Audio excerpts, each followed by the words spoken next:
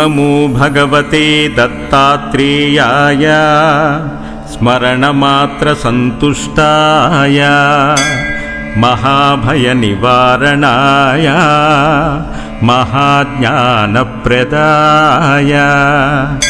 चिदानन्दात्मने बालोन्मत्तपिशाचवेषाय महायोगिने अवधूताय अनसूयानन्दवर्धनाय अत्रिपुत्राय ॐ भवबन्धविमोचनाय आम् असाध्यसाधनाय ह्रीं सर्वविभूतिदाय क्रौं असाध्याकर्षणाय ऐं वाक्प्रदाय क्लीं जगत्त्रयवशीकरणाय सौः सर्वमनःक्षोभणाय श्रीं महासम्पत्प्रदाय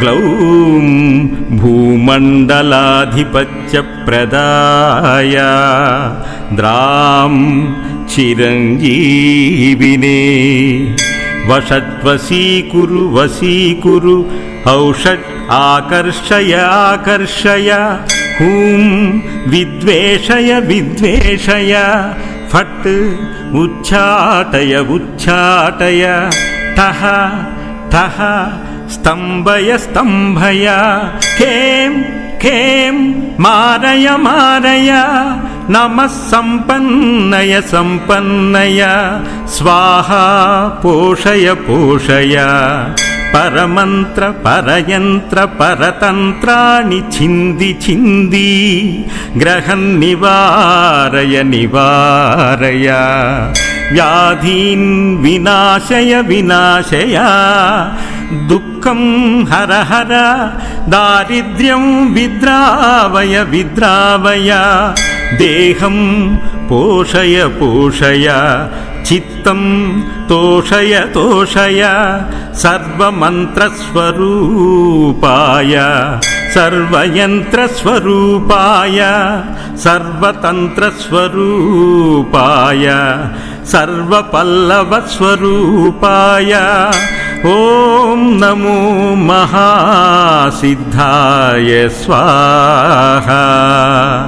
ॐ श्री दत्तात्रेयाय नमः।